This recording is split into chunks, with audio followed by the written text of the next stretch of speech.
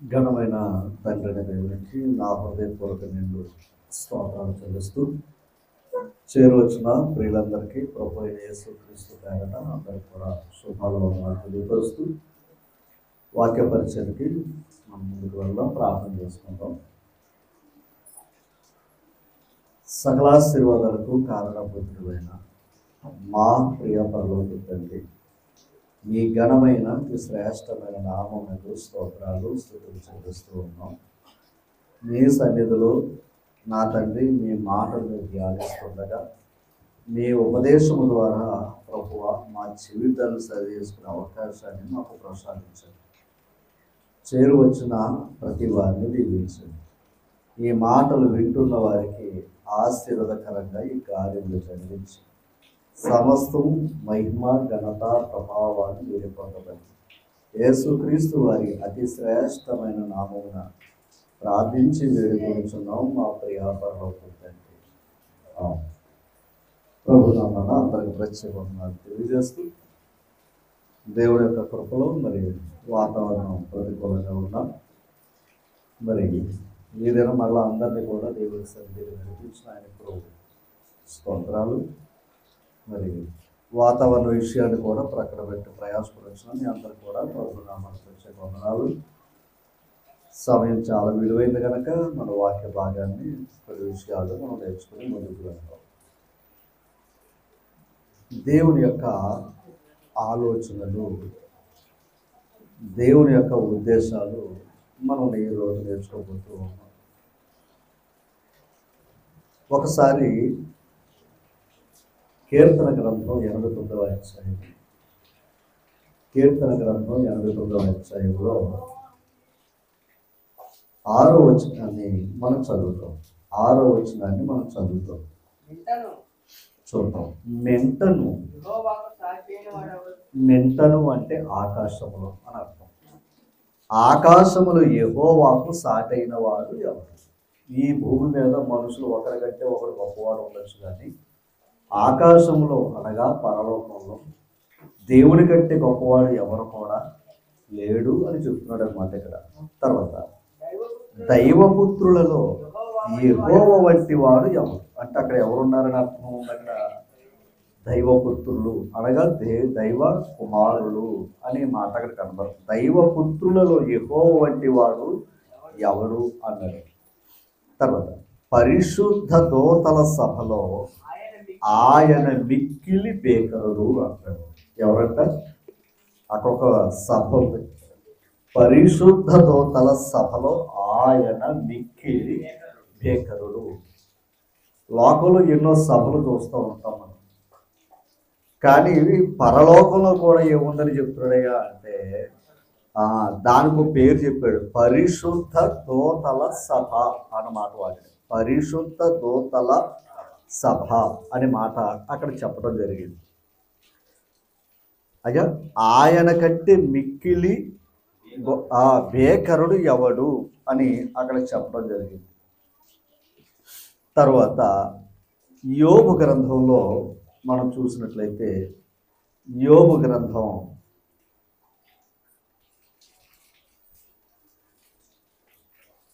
10వ మనం చూసినట్లయితే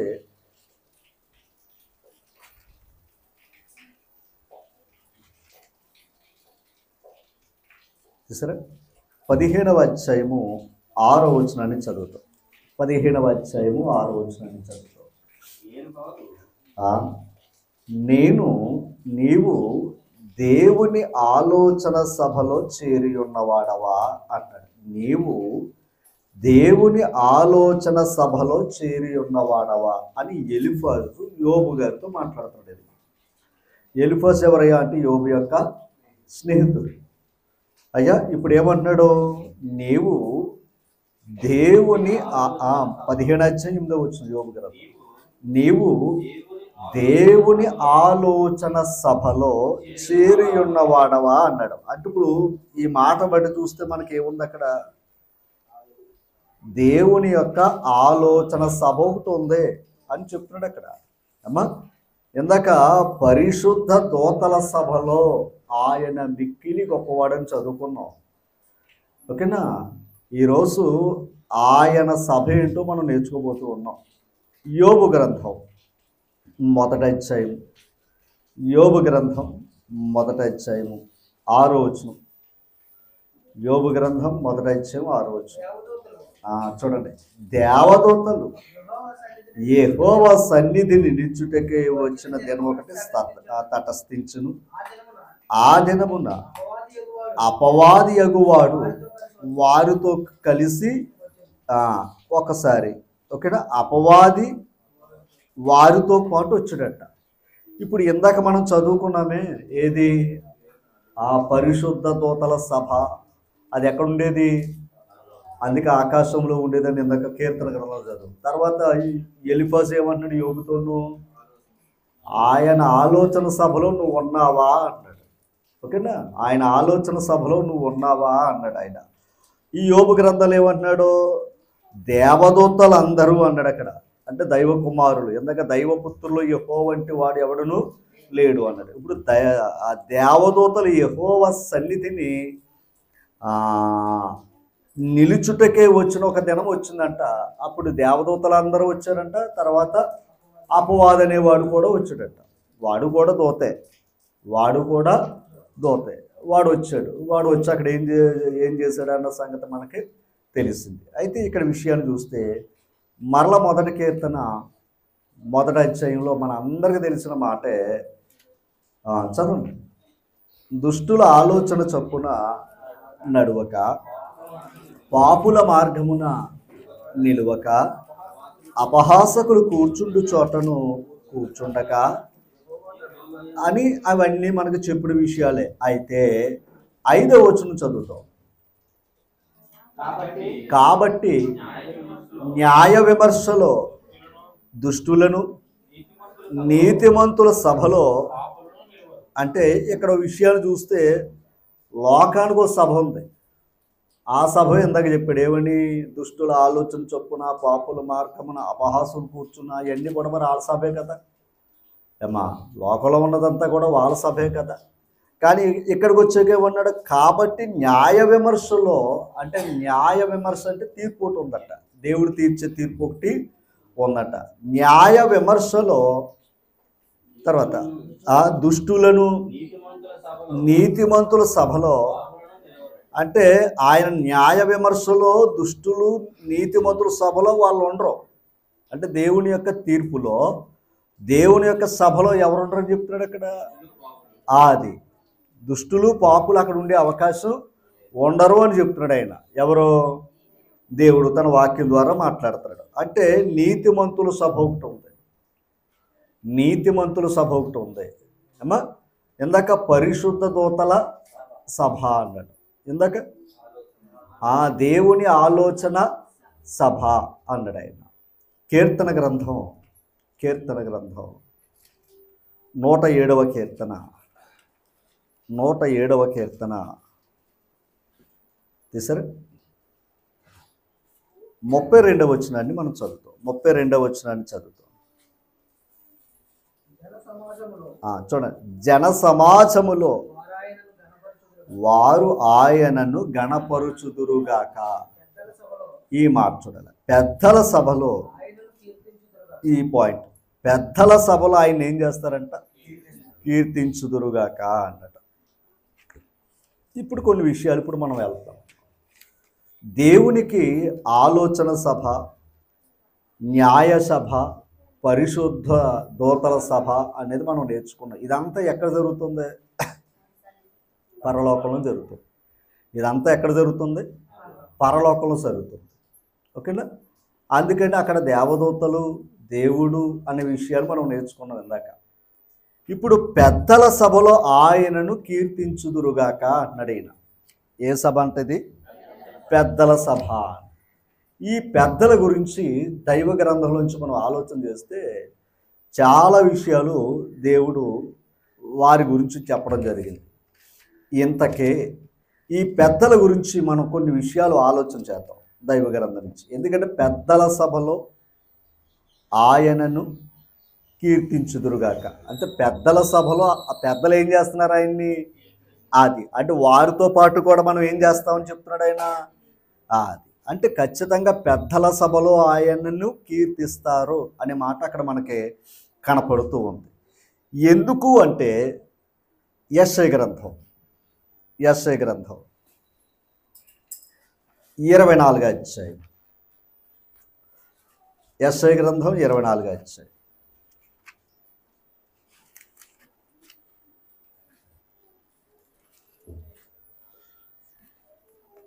తీసురమ్మా.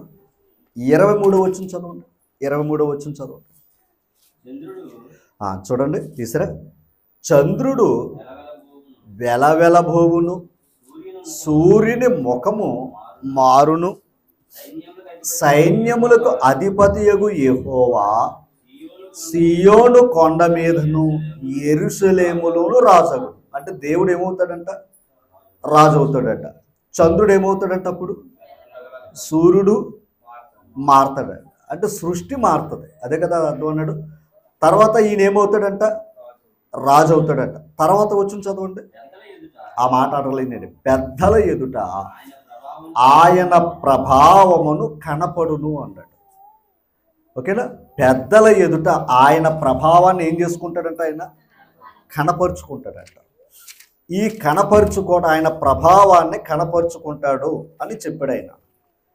ఒకసారి ఆది కాండం నుంచి మనం ముందుకు వెళ్దాం. 24వ అధ్యాయం మనకు దైవ గ్రంథంలో చూసినట్లయితే 24వ అధ్యాయంలో అబ్రహాము గారి దగ్గర ఒక పనివాడు ఉన్నాడు. ఆ పనివాడంట పెద్ద దోసుడు అని మాట ఉంటుంది అక్కడ. ఆది కాండం 24వ అధ్యాయము 2వ వచనం. అప్పుడు అబ్రహాము తనకు కలిగిన సమస్తమును ఏలుచుండిన తన ఇంటి పెద్ద, అండర్లైన్ చేయండి. అంటే అబ్రహాము గారి యొక్క సమస్తాన్ని ఏలుతున్నాడట. ఎవరో? ఆ ఇంటి పెద్ద. ఇంటి పెద్ద. ఇంతకీ ఇంటి పెద్ద ఎవరయ్యా అంటే మళ్ళా దాసుడు. ఏమ్మా, అసలు దాసుడిగా చూస్తాం మనం. దాసుని ఇంటి పెద్దగా ఎందుకు పెట్టుకుంటాం అంటే, మొదటి పెద్ద మనకు దైవ గ్రంథంలో మనకు కనపడితే, అంటే పెద్దలు లేరని కాదు, ఉన్నారు. కానీ ఇక్కడ ఒక పెద్దరికానికి ఒక విలువ ఇస్తున్నాడు. ఎవరో? అబ్రహాం. ఓకేనా? తన దాసుడు, కానీ ఇంటికి ఎవరంట? ఆయన పెద్ద. ఆ పెద్దకు ఒక పెద్ద బాధ్యత అప్పగించేటట్ట. ఎవరో? అబ్రహాం. ఆ పని ఏంటి? తన కుమారుడికి, అసలు ఇంటి పనుడికి ఆ బాధ్యత ఇవ్వాల్సిన పని లేదు. కానీ అతను మంచి మాట అన్నాడు. తన ఇంటి పెద్ద. అర్థం చేసుకోవాలి, తన ఇంటి పెద్ద. ఎందాక చదివాం మనం. పెద్దల సభలో ఆయన ఏం చేస్తాడు? కీర్తించుదురుగాక అన్నాడు. ఎందుకంటే పెద్దల ఎదుట ఆయన ఏం చేసుకున్నాడు? తన ప్రభావాన్ని కనపరుచుకున్నాడు. ఏంటి పెద్దరికం ఏంటి అన్నది ఈరోజు మనం నేర్చుకుంటూ ఉన్నాం. మనం నిర్గమకాండం దేవుడు మోషే గారికి కనపడిన తర్వాత, నువ్వెవరు అంటే, నేను ఉన్నవాడును, అనువాడును, అబ్రహాము దేవుడును, ఇస్సాకు దేవుడును, యాకోబు దేవుడును అని తను కనపరుచుకున్నాడు. ఎవరో? మోషే గారికి దేవుడు కనపరుచుకున్న తర్వాత 3వ అధ్యాయంలో 16వ వచనం చూద్దాం. 16వ వచనం చూడండి. నీవు వెళ్ళి ఇశ్రాయేలు పెద్దలను ఏంటంటండి? మొదట ఏం చేయమన్నాడండి? అది ఇప్పుడు నీ మాట వెళ్ళి నమ్మేయకూడదు. ముందు ఎవరిని పోగు చేయాలి? నువ్వు పెద్దలను పోగు చేసి, నీ పితరుల దేవుడైన యెహోవా అనగా అబ్రహాము, ఇస్సాకు, యాకోబు దేవుడు అంటే, ఆ విషయాన్ని మనం ఆలోచన చేస్తే ఖచ్చితంగా ఇప్పుడు మోషే గారికి దేవుడు ఏం చెప్తున్నాడయ్యా అంటే, నువ్వు పెద్దలను పోగు చెయ్యి అన్నాడు మొదట. ఓకే, నువ్వు వెళితే నీ మాట ఎవరు కూడా ఇశ్రాయేలు వారు గౌరవించరు. ముందు ఎవరిని ఏర్పాటు చేసుకోమన్నాడు ఆయన? పెద్దలను ఏర్పాటు చేసుకోండి అన్నాడు ఆయన. ఎందుకంటే ఆ పెద్దల్ని ఏర్పాటు చేసుకుంటే, అందుకే పెద్దలకు తన మహిమను కనపరుచుకుంటున్నాడు ఆయన. పెద్దలకి తన మహిమను ఏం చేసుకుంటున్నాడు ఆయన? కనపరుచుకుంటున్నాడు. దాన్ని మర్చిపోద్దు సుమా. ఇక్కడ ఏమన్నాడు? వెళ్ళి పోగు చెయ్యండి అన్నారు. తర్వాత 18వ వచనం అమ్మ. వారు నీ మాట విందురు గనుక నీవును ఇశ్రాయేలు పెద్దలను ఐగుప్తు రాజు వద్దకు వెళ్ళి అతను చూచి హెబ్రీల దేవుడని యెహోవా మాకు ప్రత్యక్షమాయనని చెప్పండి అన్నాడు. అంతే, అంతేనమ్మా. ఇప్పుడు అంటే నువ్వు పెద్దలు వెళ్ళి రాజుగారి దగ్గరికి వెళ్ళి ఈ విషయాన్ని చెప్పండి అని అంటున్నాడు ఆయన. అంతేగాని తనకు తానుగా వెళితే ఆ రాజుని మాట వినే అవకాశం లేదు. ఎందుకంటే పెద్దలు అనేది ఒక ప్రాముఖ్యత ఉంది, లోకంలో కూడా పెద్దలు అనే దానికి కూడా ఒక ప్రత్యేకత ఉంది. ఓకేనా, రైట్. ఇప్పుడు మోషే గారు ఎవరు తీసుకుని వెళ్ళమన్నాడు? పెద్దలు తీసుకుని వెళ్ళమన్నాడు. ఓకేనా, రైట్. ఈ పెద్దలు తీసుకుని వెళ్ళి ఫరో గారికి చెప్పాడు, కానీ ఆయన వినలేదు. ఇవన్నీ మనకు తెలిసి దేవుడు తన క్రియల ద్వారా తన ప్రభావాన్ని కనపరుచుకుని ఇశ్రాయేలు ప్రజల్ని ఐగుప్తు దేశం నుంచి కానాను దేశానికి నడిపిస్తూ ఉన్నాడు. ఓకేనా, రైట్. 24 అధ్యాయం, నిర్గమకాండ 24 అధ్యాయం వచ్చాడు. 24 అధ్యాయం చూసారా? ఈ 24 అధ్యాయంలో మొదటి వచ్చిన చదవండి. మరియు ఆయన మోషేతో ఇట్లనెను, నీవును అహరోనును నాదాబును అబీహును ఇశ్రాయేలు పెద్దలతో 70 మంది యెహోవా యొద్దకు వచ్చి దూరముగా సాగిలపడి అన్నాడు. అంటే ఇప్పుడు ఈయన సేనాయి పర్వతం మీదకి వెళ్ళి ధర్మశాస్త్రాన్ని తెస్తున్నాడు. ఈయన ఎవరో? మోషే గారు. ఇప్పుడు ఎవరిని తీసుకుని వెళ్ళమన్నాడు? పెద్దలు, యాజకులు, లేవీలు, ఎవరో అహరోను గట్ట తీసుకుని వెళ్ళమన్నాడు. ఇక్కడ ఫరో దగ్గరికి వెళ్ళేటప్పుడు ఎవరిని తీసుకుని వెళ్ళమన్నాడు? పెద్దలు, అంతేనా? ఫరో గారి దగ్గరికి వెళ్ళినప్పుడే పెద్దలు తీసుకుని వెళ్ళమండి అన్నాడు. చాలా జాగ్రత్తగా ఉండాలి. పెద్ద అనే దానికి చాలా పెద్ద బాధ్యత. అది ఇప్పుడు మనం ఎక్కడుండి ఆయన కీర్తించాలి? పెద్దల సభలో ఉండి ఆయన కీర్తిస్తున్నాం. ఓకేనా, అయితే ఇప్పుడు సేనాయి పర్వతం మీదకి వెళ్ళి ధర్మశాస్త్రం తెచ్చేటప్పుడు కూడా ఎవరు తీసుకుని వెళ్ళమన్నాడు? ఆయన ఈ 70 మంది పెద్దలను కూడా తీసుకుని వెళ్ళమన్నాడు. అంటే దగ్గర పైకా సుమ, కానీ ఆ పర్వతం దగ్గర తీసుకుని వెళ్ళమన్నాడు. పర్వతం మీదకి వెళ్ళి దగ్గరికి వెళ్ళి వారందరూ ఏమవ్వాలంట? సాగిల పడాలి అన్నాడు. 11 అధ్యాయం సంఖ్యాకాండం.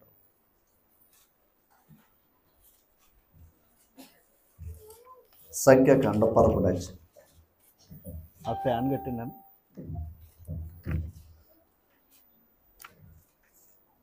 ఆ ఫ్యాన్ కట్టించింది. సంఖ్యాకాండం 11 అధ్యాయం 16 వచనం. అప్పుడు యెహోవా మోషేతో ఇట్లనెను, జనులకు పెద్దలనియు అధిపతులనియు నీవెరిగిన ఇశ్రాయేలు పెద్దలో నుండి 70 మంది మనుషులు నా యొద్దకు పోగు చేసి ప్రత్యక్ష గుడారమునకు వారిని తోడుకుని రమ్ము. అక్కడ వారు నీతో కూడా నిలవబడలను. నేను దిగి అక్కడ నీతో మాట్లాడేదను. మరియు నీ మీద వచ్చిన ఆత్మలో పాలు వారి మీద ఉంచెదను. నీకు ఎలాగైతే ఆత్మలో భాగాన్నిచ్చి నువ్వు మాట్లాడుతున్నావో ఇశ్రాయేలు ప్రజలతో, ఇప్పుడు ఈ 70 మందితో కూడా ఏం చేస్తాను? నేను మాట్లాడిస్తాను అన్నట్టు. ఈ 70 మందితో కూడా మాట్లాడిస్తాను అన్నాడు. 24 వచనం. మోషే బయటకు వచ్చి యెహోవా మాటలను జనులతో చెప్పి జనుల పెద్దలలో నుండి 70 మంది మనుషులను పోగు చేసి గుడారము చుట్టూ వారిని నిలవబెట్టగా యెహోవా మేఘములో దిగి అతనితో మాట్లాడి అతని మీద వచ్చిన ఆత్మలో పాలు ఆ 70 మంది పెద్దల మీద ఉంచెను. కావున ఆ ఆత్మ వారి మీద నిలిచినప్పుడు వారు ప్రవచించిరి, గాని మరలా ప్రవచింపలేదు అన్నాడు. ఈ మాటలు మనం ఆలోచన చేస్తే ఆ 70 మంది పెద్దల మీద కూడా దేవుని యొక్క ఆత్మ వచ్చి వారు కూడా ఏం చేశారంట? మాట్లాడారు. అది అంటే మోషే గారు మాట్లాడారు, పెద్దలు మాట్లాడారు. జాగ్రత్తగా, మోషే గారు మాట్లాడారు, పెద్దలు మాట్లాడారు. ఉందా లేదా అమ్మ? 70 మంది పెద్దలు కూడా ఏం చేశారంట? మాట్లాడారు. మనం చదువుతున్న గ్రంథాల్లో చూస్తే ఒక నాయకుడు ఉన్నాడు, పక్కన పెద్దల కూడా ఒక ప్రాముఖ్యత ఉంది. నాయకుడే పెద్ద కదా అక్కడ. ఓకేనా? నాయకుడు వేరు, పెద్ద పెద్ద వేరు అని చెప్తున్నాడు ఆయన. ఓకేనా, రైట్. ఇప్పుడు అబ్రహాము గొప్పవాడే, కానీ తన ఇంటికి పెద్ద ఒకడు ఉన్నాడా లేడా? అది అలాగే దేవుని యొక్క ఉద్దేశాలు కూడా తన విషయాలను తెలియపరుస్తూ ఉన్నాడు. రైట్.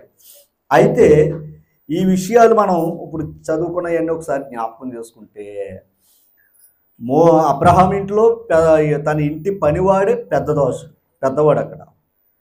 తర్వాత మోషే దగ్గరికి వచ్చాక పెద్దలను తీసుకుని వెళ్ళి ఫరోతో మాట్లాడు అన్నాడు. తర్వాత పెద్దలను తీసుకుని వచ్చి సీనాయి పర్వతం దగ్గరికి నిలబడు అన్నాడు. తర్వాత 70 మంది పెద్దలను తీసుకుని రా, నేను వారితో ఉండి కూడా మాట్లాడతాను అన్నాడు. ఈ విషయాలన్నీ చూస్తే ఒక పెద్దలకు ఒక ప్రాముఖ్యత అనేది దేవుడు ఇచ్చాడా లేదా? ఇచ్చాడు. గమనించాలి. ఎక్కడ దేవుని ఆలోచన సభ అనేది ఎంత చదువుకున్నాం, పరిశుద్ధ దూతల సభ అని చదువుకున్నాం ఎక్కడ ఇందాక. ఓకేనా, ఇప్పుడు పెద్దల సభ అనేది మనం చదువుకున్నాం. ఇప్పుడు లోకంలో ఉన్న సభ జోలికి వెళ్ళొద్దు, నీతిమంతుల సభ అన్నాడు.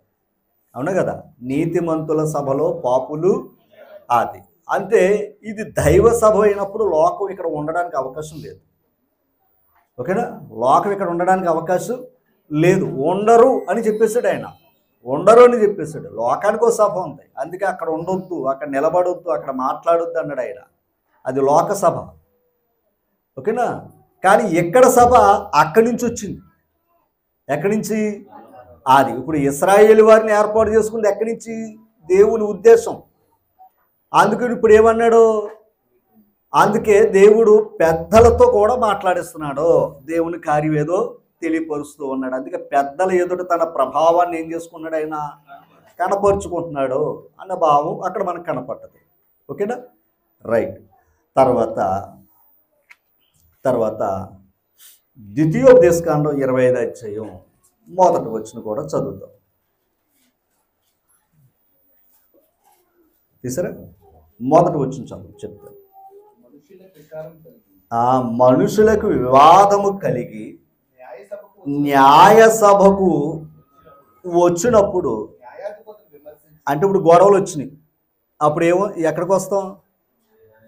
న్యాయసభ అంటే ఏంటి? న్యాయసభ ఏంటి? కోర్టే కదా, అంతే కదా. న్యాయసభ ఇప్పుడు ఉన్నది మనకి ఏంటి? కోర్టే న్యాయసభ. ఓకేనా, ఇప్పుడు ఏమన్నాడు? మనుషులకు ఏదైనా సమస్యలు వచ్చినా ఎక్కడికి రావాలి? న్యాయసభకు వచ్చినప్పుడు న్యాయాధిపతులు విమర్శించి నీతిమంతుడుగా అనియు దోషునిగా తీర్పు తీర్చాలి.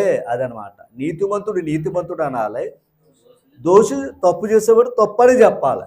అది న్యాయసభ, అది న్యాయ సభ అన్నాడు ఆయన. ఓకేనా, అర్థమైంది మీకు? ఏదైనా న్యాయసభ అంటే ఇప్పుడు అక్కడ న్యాయం జరుగుతుందంట, అక్కడ ఎవరు ఉన్నట్టు? అది అనమాట.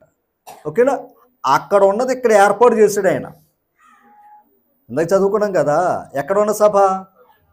ఇంకొక మాట చాలా జాగ్రత్త. ఆ సభలో ఒకడు వెళ్ళాడు ఇందాక. అది అపవాది ప్రకారంగా తీర్పు తీర్చాడు యోబుకి. అపవాది ప్రకారంగా తీర్పు తీర్చాడు యోబుకి. తీర్చలా. ఏం చేశాడు? అతడు నీతిపరుడు, యథార్థపరుడు అని ముందు సర్టిఫికెట్ వేసి ఇచ్చాడు. నువ్వు అన్నందుకు ఆడు చెడ్డోడని చెప్పలేదు ఆయన. అంటే అతని మాటను బట్టి యోబును అనీతిమంతుడిగా ఎంచలేదు దేవుడు, అంతేనా? ఇప్పుడు అక్కడికి వెళ్ళాడు, యోబు గారి మీద ఏం చేసుకుంటూ వచ్చాడు ఆయన? యోబు గారి మీద ఏం చేసుకుంటూ వచ్చాడు ఆయన? అమ్మ, నేరం మోపుతూనే వచ్చాడు ఆయన. ఎవరో అమ్మ? అపవాది నేరం మోపుతూనే వచ్చాడు ఆయన. ఒకసారి యోబు గ్రంథం 29వ అధ్యాయం 25వ వచనం. 29వ అధ్యాయం 25వ వచనం తీసారా? నేను వారికి పెద్దనై కూర్చుండి వారికి మార్గములను ఏర్పరిచితిని. అంటే ఈయన ఏం చేశాడంట? యోబు గారు పెద్దనై కూర్చున్నాడట. ఎలాగా? ఒకసారి మీకు చూపిస్తాను చూడండి. 7వ వచనం. పట్టణపు గుమ్మమునకు నేను వెళ్ళినప్పుడు రాజవీధిలో నా పీఠము సిద్ధపరచుకున్నప్పుడు, అంటే పీఠ మీద కూర్చుని ఏం చేశాడు ఈయన? న్యాయం తీర్చాడు. ఎవరో? యోబు గారు. అందుకే న్యాయవర్తనుడు ఎవరో? యోబు. కానీ అపవాది ఏం చెప్పింది? ఇతడు అన్యాయస్తుడిగా చూపిందని చూసింది. ఎక్కడ? ఆయన సభలో, దేవుని సభలోనే యోబు గారిని ఏం చేద్దామని చూసింది? ఇతడు చెడ్డవాడిగా చిత్రీకరిందామని చూసింది. ఓరకనే భక్తి కలిగి ఉన్నాడా? నువ్వు అన్ని ఇచ్చావు గనక అందుకు నోటి నిండా నిన్ను పడుగుతున్నాడు, నువ్వు అన్ని తిడతాడు అని చెప్పాడు. ఇప్పుడు గమనించాలి, అంటే నేరం ఆ వ్యక్తి మీద ఏం చేద్దాం చూశారు. ఇప్పుడు చదవండి. ఇప్పుడు పట్టణపు గుమ్మమునకు నేను వెళ్ళినప్పుడు, రాజవీధిలో నా పీఠము సిద్ధపరచుకున్నప్పుడు యవనులు నన్ను చూచి దాక్కున్నారట. అంటే ఆ యోబు గారు వస్తున్నారా, మనం గమనించాలి. ఆయనకి మళ్ళీ మనం ఏదైనా చెప్పాలేమని భయపడి దాక్కున్నారంట. పెద్దకే. ఎవరికే? యోబుకి. యోబు ఎలా నడుచుకున్నాడు అన్నాడు ఇందాక. అది నేను అంటుంటా, పెద్ద రకంగా నడుచుకున్నాడు ఆయన. తన కుటుంబానికే కాదు, సమాజానికి కూడా పెద్ద రకంగా నడుచుకున్నాడు. ఓకేనా? ఇంటికి తండ్రి ఎవరో?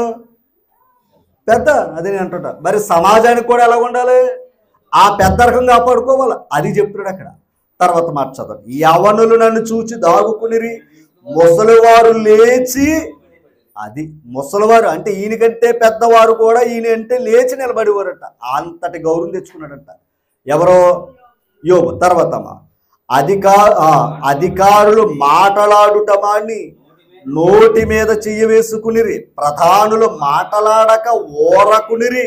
అర్థమైందండి? అసలు ఎవడ కూడా యోబు గారి జోలికి వచ్చేవారు కాదంట. ఆయన చూసి సైలెంట్ అయిపోవారంట అందరు కూడా అని చెప్పి ఒక మాట 12వ వచనం.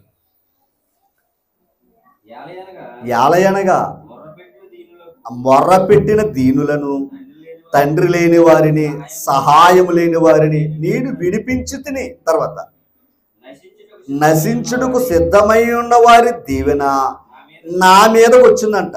ఓకేనా? 15వ వచనం. ఒకసారి 13. నశించుటకు సిద్ధమై ఉన్నవారి అంటే ప్రాణాలు పోతున్న వ్యక్తుల్ని, అంతేనా?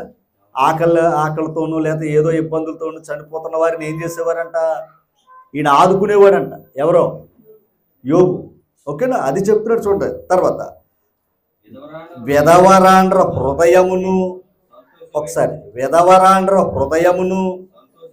అది అసలు విధవరాండ్ల పక్షాన్ని ఎవరు ఉంటారో? ఇప్పుడు దిక్కు లేని వాడికి ఎవరు దిక్కు? అనాథలకి ఈయన దిక్కుగా ఉన్నాడు. అంతేనా? రెండవది ఏమన్నాడు? విధవరాండ్రకు హృదయమును. అంటే దాని అర్థం ఏంటి? వారికి ఎవరు ఉండరో అలాంటి హృదయాన్ని నేను ఏం చేసేవాడంట? దాని అర్థం ఏంటి? ఆదరించి. అమ్మా తర్వాత నేను నీతిని వస్త్రముగా ధరించుకుని ఉంటుని గనుక అది నీతి. అంటే ఇప్పుడు యోబు గారి నీతిమంతుడా కాదా? ఎలా నీతిమంతుడు? ఇలాంటి సహాయం చేశాడు గనక ఆయన ఏమయ్యాడు? నీతిమంతుడు అని దేవుడు చెప్తున్నాడు. తర్వాత నా న్యాయ ప్రవర్తన నాకు వస్త్రముగాను. అది అసలు ఆ ప్రవర్తనే ఆయనకు వస్త్రధారణగా ఉందంట. తెల్ల బట్టలు వేసుకున్నంత మాత్రాన గొప్పవాడేమి కాదు. ఓకేనా? తెలిపి వేసుకుంటూ గొప్పది, ఆ ప్రవర్తన గొప్పది అనుకుంటుంది లోకం, క్రైస్తవ లోకం. ఓకేనమ్మా? అది కాదంట. ఎలా నడుచుకోవాలి? న్యాయ ప్రవర్తన, అది గొప్పదంట. తర్వాత గ్రుడ్డివారికి నేను కన్నులైతిని, కుంటివారికి పాదములైతిని, దరిద్రులకు. అది ఇప్పుడు దరిద్రులకి ఈయన ఎలాగొన్నాడు? అదే తండ్రిగా ఉన్నాడు. కానీ కొందరిది ఇది తెలియక ఏం చేశారు? ఇంకొక పాయింట్ మీకు చెప్తారు. అక్కడ సభ జరుగుతుంది కదా, ఎక్కడ? అసలు సభ ముందు ఎక్కడ జరుగుతుంది? ఇంతగా అక్కడ ప్రేరేపణ ఎవరిదే? అపవాది. అంతేనా? కింద సభ జరుగుతుంది. ఈయన స్నేహితుల సభ. ఈయన పెంట మీద ఉన్నాడు కదా, మరి అప్పుడు ఏమనుకున్నారు స్నేహితులు అందరూ కలిసి? ఈడు అన్యాయంగా బ్రతికాడు, ఈడు అక్రంగా బ్రతికాడు, అందుకే ఈ రోగంతో ఈడు సత్తనాడని వాళ్ళు ఏం చేశారు? అది అంటే అక్కడ జరుగుతుంది ఆ సభ, అయితే ఇక్కడ జరిగేది ఈ సభ. అర్థమైంది మీకు? అంటే ఆ సభ ఏదో జరుగుతుందని అనుకోకండి. ఓకేనా? అందుకే మరలా చెప్తున్నాను, అక్కడ ఏం జరుగుతుందో అదే ఇక్కడ జరుగుతుంది. అక్కడ ఏం జరుగుతుందో ఇక్కడ జరుగుతుంది. ఇంకొక మాట, అపవాది ఏం చేస్తున్నాడు? మన మీద నేరం మోపుతున్నాడా లేదా? యోబు గారి మీద ఒకడి మీద నేరం మోపుతున్నాడా? ఇప్పుడు మోపుతలేదా? అది అంటే ఇప్పుడు ఆడి పని ఏంటయ్యా అంటే అక్కడ నేరం మోపుతూనే ఉంటాడు. అంటే మన మీద తప్పు చూపించడానికి ఆడి ప్రయత్నం. ఆ సభలో కూడా గమనించాలి, ఆ సభలో కూడా. ఓకేనా, మీకు అర్థమైందా? కానీ ఆ సభలో ఆడు కొంతకాలం ఉండగలడు. ఏం చేయడానికి? మన మీద నేరం మోపడానికి. ఇప్పుడు మనం ఏం చేసుకోవాలి? ఇదిగో యోబు గారికి ఉన్నదే ఆ నీతి క్రియలు చేసి దేవుని ఎదుట నా న్యాయముని నేను ప్రవర్తన నేను ఆయన ముందు ఒప్పుకుంటాను అని అన్నాడు. నా ప్రవర్తన ఏదో ఆయన దగ్గర చూపించుకుంటాను అన్నాడు ఆయన. ఎవరో? యోబు గారు. అదనమాట. మన మనుషుల దగ్గర కాదు, ఎవరి దగ్గర చూపించుకోవాలి? అది. అందుకే అక్కడో సభ ఉంది, ఇక్కడో సభ ఉంది. ఆ సభకి ఈ సభకే ఈ దైవ సభ, నీతిమంతుల సభ. ఓకేనా, అర్థమవుతుంది మీకు? ఇప్పుడు యోబు గారు కూడా ఎలా ఉన్నాడు అక్కడ? యోబు గారు కూడా ఎలా ఉన్నారు? యోబు అక్కడ సభలోనేమో ఈడు తప్పు, ఈడు అనీతిమంతుడు అని చెప్తుంది. కింద స్నేహితులు కూడా ఏం చేస్తున్నారు? అది అక్కడ ప్రేరేపణ ఇక్కడ జరుగుతుంది. అందుకేమన్నాడు ఆయన, ఎవరు మీరు తీర్పు తీర్చినప్పుడు, న్యాయ సభల్లోకి వెళ్ళినప్పుడు మీరు ఎలా తీర్చాలి? తప్పు చేసేవాడు తప్పు అనాలి, ఒప్పు చేసేవాడు ఒప్పు అనాలి. అది నువ్వు అటు కలిపిన ఇది ఇటు కలిపిన కూడా దేవునికి వ్యతిరేకము అని చెప్తున్నాడు. ఓకేనా, అది భూమి మీద జరుగుతున్న దేవుని యొక్క న్యాయ సభ. రైట్. అయితే ఇందాక మనం చదువుకుంటూ వచ్చాం. ఏది? పెద్దల సభ. రెండవది మనం నీతిమంతుల సభ గురించి ఇవన్నీ మనం మాట్లాడుకుంటూ వచ్చాం. ఒక మాట, ఒక విషయాన్ని మీకు చూపిస్తాను చూడండి. యెషయా గ్రంథం 3వ అధ్యాయం. యెషయా గ్రంథం 3వ అధ్యాయం తీసారా? 14వ వచనం చదవండి. యెహోవా తన జనుల పెద్దలను వారి అధిపతులను తీర్పు తీరుస్తున్నాడంట. ఎవరినే? పెద్దలు. ఆయన ప్రజల పెద్దలనే, అధిపతులను ఏం చేస్తున్నాడట? ఆయన తీర్పు తీరుస్తున్నాడట. ఎందుకని? ఎందుకు తీర్పు తీరుస్తున్నాడు వివరిస్తాను చూడండి. విలాపవాక్యాలు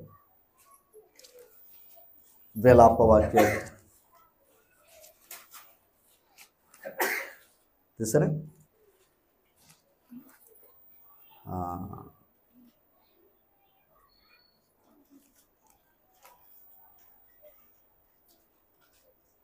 5వ అధ్యాయం 14వ వచనం. 5:14 అంటలే. పెద్దలు ఎందుకు మానేరు? ఆ గుమ్మాల దగ్గర కూర్చుని ఏం చేసేవారు? వాళ్ళు న్యాయం తీర్చేవారు. కానీ వాళ్ళు ఏం చేసేవారు తెలుసండి? అన్యాయంగా బ్రతకడం మొదలెట్టారట. ఎవరో? అందుకే ఆ పెద్దలు తీర్పు తీరుస్తానంటున్నాడు ఆయన. ఆ పెద్దల్ని ఏం చేస్తానంటున్నాడు ఆయన? తీర్పు తీరుస్తాను అన్నాడు. ఎవరిని విడిచిపెట్టేవాడు కాదు ఆయన. ఒకసారి యెహెజ్కేలు గ్రంథంలోకి వెళ్తాం. యెహెజ్కేలు గ్రంథం తీసారా? యెహెజ్కేలు గ్రంథం 8వ అధ్యాయం 1వ వచనం. యెహెజ్కేలు గ్రంథం 8వ అధ్యాయం 6వ సంవత్సరము 6వ నెల 5వ దినమున నేను నా ఎంట కూర్చుని ఉండగా, యోధా పెద్దలు నా ఎదుట కూర్చుని ఉండగా ప్రభు అయిన యెహోవా హస్తము నా మీదకు వచ్చింది. అంటే ఇప్పుడు యెహెజ్కేలు గారి దగ్గర ఎవరు కూర్చున్నారట? పెద్దలు కూర్చున్నారట. ఆ పెద్దలు కూర్చుంటే అప్పుడు దేవుని యొక్క వాక్యం ఆయన దగ్గరికి వచ్చిందట. ఇప్పుడు వచ్చి ఏం చెప్తున్నాడో చూద్దాం చూడండి. ఆ పెద్దలు అంత 11వ వచనం. మరియు ఒక్కొక్కడు తన చేతిలో దోపార్తి పట్టుకుని ఇశ్రాయేలు పెద్దలను 70 మందియు. ఒకసారి అర్థమైందా మీకు? అంటే వారి చేతిలో దోపార్తి పట్టుకుని ఎంతమంది? ఈ 70 ఎక్కడ విన్నారనుకుంటాను? నిర్గమకాండం, సంఖ్యాకాండంలో. ఓకేనా? అప్పుడు 70 మంది పెద్దలు ఉన్నారు కదా, అదనమాట. అంటే సంఖ్యలో బాగానే చూసుకుంటున్నారు వీళ్ళు. కానీ వీళ్ళ దేవుడు చెప్పిన ప్రకారంగా నడవటం లేదంట. వీళ్ళ చేతులు ఏమున్నాయంట? దోపార్తులు ఉన్నాయంట. ఈ పట్టుకుని అమ్మ ఒకసారి చూద్దాం 12వ వచనం. అప్పుడు ఆయన నాకు సెలవిచ్చినదేమనగా, నరపుత్రుడ, యెహోవా మమ్మును కానకయుండును, యెహోవా దేశమును విసర్జించును అనుకుని ఇశ్రాయేలు పెద్దలు చీకటిలో తమ విగ్రహపు గదులు వారిలో ప్రతివాడు చేయుదాన్ని నీవు చూచుచున్నావు కదా. ఇప్పుడు పెద్దలు ఏం చేస్తున్నారు? దేవుణ్ణి పక్కన పెట్టి లోకం వైపుకి వెళ్ళిపోరంట. చీకటిలో ఏం చేస్తున్నారంట వాళ్ళు? అది మరి అసలు పెద్దలకి ఏం చెప్పాడు ఆయన మొదటి నుంచి? ఇప్పుడు నేను తప్పు చేస్తే ఇంటి పెద్ద తప్పు చేశాడా, ఇల్లంతా తప్పు చేస్తాడు. ఓకేనా? మరలా గుర్తుపెట్టుకోండి సుమా, దేవుడు ఎప్పుడు కూడా చాలా జాగ్రత్తగా వినాలి. మనం ఇంట్లో పెద్ద రకంగా లేకపోతే ఇల్లు పాడైపోతుంది. పెద్దగానే ఉండాలి. అంతే కదా. ఇప్పుడు కనుక పెద్ద వేయడు, దైవానికి లోబడవలసిన పెద్దలు ఏమైపోయారు? ఒకప్పుడు ఆ పెద్దల చేత మాట్లాడించిన దేవుడే కదా. ఇప్పుడు ఒక ప్రవక్తతోటే ఎందుకు మాట్లాడుతున్నాడు? ఈ పెద్దలు ఏం చేశారు? దేవుని దగ్గర ఉండవలసిన నీతిని వాళ్ళు పోగొట్టుకున్నారు. అందుకే పెద్దలతో వ్యాజ్యమాడతానన్నాడు ఇందాక. ఓకేనా? వీళ్ళు ఎక్కడికి వెళ్ళిపోయారు? మళ్ళా లోకంలోకి వెళ్ళిపోయారు. ఓకేనా? వెళ్ళిపోయిన తర్వాత ఒక్కసారి ఆ మాటలు చూడండి 14 వచనం. 14 అవన్నీ మీరు ఇంటికి వెళ్ళి చదువుకోండి. యెహోవా మందిరపు ఉత్తర ద్వారముల దగ్గర నేను దింపగా అక్కడ స్త్రీలు కూర్చుండి తమ్మూజు దేవతను గూర్చి ఏడ్చుట చూచెత్తిని. అదో దేవత. ఓకేనా? అంటే వీళ్ళు ఎవరి కోసం ఏడుతున్నారు? అసలు ఎవరి కోసం ఏడాలి? మీకోసం, మీ కుటుంబాల గురించి ఏడమన్నాడు ఆయన. అమ్మా ఇలా చూస్తే 16వ వచనం. యెహోవా మందిరపు లోపల ఆవరణములోనుండగా దింపగా అక్కడ యెహోవా ఆలయ ద్వారము దగ్గరనున్న ముఖమంటపమునకు బలిపీఠమునకు మధ్యను ఇంచుమించు 25 మనుషులు కనబడి 25 మనుషులు కనబడ్డారంట. తర్వాత చదువు. వారి వీపులు యెహోవా ఆలయము తట్టును. వీపులు ఎలాగున్నాయంట? ఆ ఆలయము తట్టును. తర్వాత వారి ముఖములు తూర్పు తట్టును తిరిగి ఉండేది. ఇదేదో బాగుంది కదా అని అనుకోవచ్చు. ఆ తర్వాత చదువుదు. వాళ్ళు తూర్పు తట్టుకు ఎందుకు తిరిగారు? వారు తూర్పున ఉన్న సూర్యునికి, అర్థమైందా మీకు? తూర్పుకి మొఖాలు పెట్టారంట, వెనకాల ఎవరికి పెట్టారంట అంటే దీని అర్థం ఏంటి? దేవునికి తిరగలేదు వీళ్ళు. దేవుని వైపు తిరగలేదు. ఎవరి వైపు తిరిగారు? అది సూర్యుని వైపు తిరిగారంట. అందుకు వీపులేమో దేవుని చూపించారంట. దాని అర్థం ఏంటి? దేవుణ్ణేమో వెనకాల పెట్టారు, ముందునేమో లోకాన్ని పెట్టుకున్నారు. ఈ సంగతి అంతా ఎవరు చేస్తున్నారు? ఇక్కడ పెద్దలు చేస్తున్నారు. పెద్దలు అనుసరిస్తున్న ప్రజలు కూడా అదని అంటారు. వాళ్ళు ఏం చేశారు? ఎంత పెద్దలు దోపార్తలు అట్టుకుని వీళ్ళు ఏం చేశారు? అందుకు ప్రజలు కూడా ఏం చేస్తున్నారు? అది అంటే మరలా చెప్తున్నాను, పెద్ద మీద అంత ఆధారపడి ఉంటుంది అమ్మా. మరి అందుకే ఇంటి పెద్దకే ఆ పని అప్పగించాడు ఆయన. ఎవరో? అబ్రహాం గారు. ఓకేనా? అప్పగించాడా లేదా? అప్పగించాడు. ఎందుకని? ఆ పెద్ద నమ్మకస్తుడు కనుక అమ్మా. ఆ పెద్ద నమ్మకస్తుడు కనుక. అలాగే మనం కూడా ఆ ఇంట్లో కూడా ఆ పెద్దరికాన్ని దేవుడు ఇచ్చాడు. కొన్ని విషయాలు చూపిస్తాను. ఒకసారి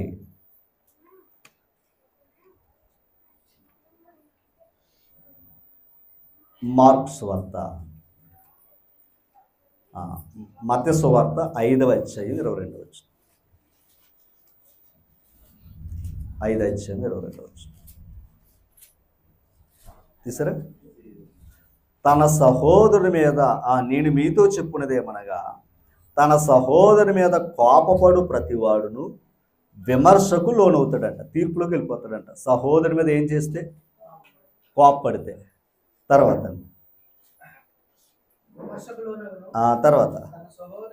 తన సహోదరుని చూచి వ్యర్థుడా అని చెప్పువాడు. ఏ సభకే? మహాసభ అంటేది. మహాసభ అంటేది నీతిమంతుల సభ కాదు. నీతిమంతుల్లో సభలో లేని వారందరూ కూడా ఓ సభ ఉందన్ననే ఆ సభలోకి వెళ్తారంట. ఆ సభలో ఏముందో చూడండి. తర్వాత ద్రోహి అని చెప్పువాడు అంటే అది అన్నమాట. ఇంతకు ఆ సభ ఏది? నరకం అనే ఒక సభ ఉందంట. ఈ సభలో ఎవరుంటారో? నీతిమంతుల సభలో పాపులు నిలవరన్నారే, ఈ పాపులు ఇక్కడ సభలు ఉంటాయి. వీళ్ళకి కూడా ఓ సభ ఉందంట. ఎక్కడ? నరకాగ్ని. ఇక్కడ నీతిమంతుల సభ ఒకటి ఉందన్ననే, ఈ నీతిమంతులు పరలోకంలో సభ ఉందంట. ఇందాక చదువుకున్నాం కదా ప్రారంభంలో, అక్కడ సభ ఉందని మనం మాట్లాడుకున్నాం. ఇప్పుడు అక్కడ ఆలోచనల ప్రకారంగా మనం బ్రతకాలి. అక్కడ ఆలోచనల ప్రకారంగా మనం ఇక్కడ బ్రతకాలి. అందుకే దేవుని ఆలోచన సభ ఇది. మన ఆలోచన కాదు, ఇది మన ఆలోచన లోకం, అంతే కదండి. దుష్టుల ఆలోచన సభ అది. కానీ ఇది ఎవరి సభ? నీతిమంతుల సభ, దేవుని ఆలోచన సభ. ఒక్క మాట చూపిస్తాను మీకు, మరలా చూపిస్తాను. కీర్తన గ్రంథం 111వ అధ్యాయం మొదటి వచనం. త్వరగా 111వ కీర్తన మొదటి వచనం. యెహోవాను స్తుతించుడి. ఏంటండి? యథార్థవంతుల సభలోను సమాజములోను పూర్ణ హృదయముతో నేను యెహోవాకు కృతజ్ఞతాస్తుతులు చెల్లించాను. ఒకసారి యథార్థవంతుల సభలో. ఇంతక యథార్థవంతుల సభలో ఏం జరుగుతుంది? ఆయన స్తుతిస్తున్నారు, అంతేనా? చెప్పాలి, ఆయన స్తుతిస్తున్నారు. అదే కదా అన్నాడు. పూర్ణ హృదయంతో ఆయనకి ఏం చెల్లిస్తున్నాం? కృతజ్ఞతాస్తుతులు చెల్లిస్తున్నాం. ఒక విషయాన్ని యథార్థముగా ఆరాధించువారు, మనకే యథార్థముగా ఆరాధించువారు ఆత్మతోను. ఇప్పుడు ఇదే సభ అదనమాట. ఇప్పుడు యథార్థవంతుల సభలో, నీతిమంతుల సభలో, దేవుని ఆలోచన సభలో, పరిశుద్ధ దూతల సభలో, ఓకేనా? ఆ సభలో మనం ఉన్నామంట. ఆ సభలో మనం ఉన్నాం కనుక ఇప్పుడు ఏం చెయ్యాలి? దేవుణ్ణి స్తుతించాలి. ఓకేనా? దీన్ని మిస్ చేసుకున్నామంటే లోక్సభలోకి వెళ్ళినట్లు లెక్క. ఇప్పుడు ఒక మాట, మొదటి కీర్తనలు ఏమని చదువుకున్నాం ఇందాక? దుష్టుల ఆలోచన చొప్పున పాపుల మార్గమున ఓకే ధర్మశాస్త్రము దేవరాత్రులు ధ్యానించేవాడు ఎక్కడ ధ్యానించగలని చెప్పండి. ఇప్పుడు ఇక్కడ ధ్యానిస్తున్నాం, అక్కడ ధ్యానిస్తామా? లోకంలో ధ్యానించాం. అక్కడ ఏం చేస్తున్నాం? ఎవరైతే పాపులు, ఎవరైతే దుష్టులు, ఎవరైతే అపాసకులు ఉన్నారో వారు ఉండేది లోకం. అంటే ఈ యథార్థవంతుల సభలో లేకుండా ఉన్నాం అనుకోండి, ఆ సభలోకి వెళ్తాం. ఆ సభలో ఉంటే ఇది పోగొట్టుకుంటాం. ఒక మాట, లోకంలో న్యాయ సభలు ఉన్నాయి, శాసనసభలు ఉన్నాయి. నిజంగా ఆ సభలోకి మనలాంటి వాళ్ళు వెళ్తామా? వెళ్ళం. అర్హత ఉందా? లేదు. గమనించాలి, కోట్ల రూపాయలు ఖర్చు పెడితే కానీ ఆ సీటు కూర్చోవడానికి లేదు. అవునా కదా? కోట్ల రూపాయలు ఖర్చు పెడితే కానీ ఆ సీట్లో కూర్చునే అవకాశం మనకే లేదు. అవునా? చెప్పాలి. కానీ దేవుని కృప చూపించమంటారా? సమూయేలు మొదటి గ్రంథం 2వ అధ్యాయం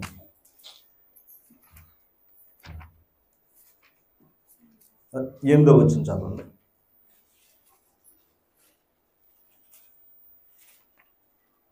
తీసారా? 8వ వచనం, 2వ అధ్యాయం 8వ వచనం.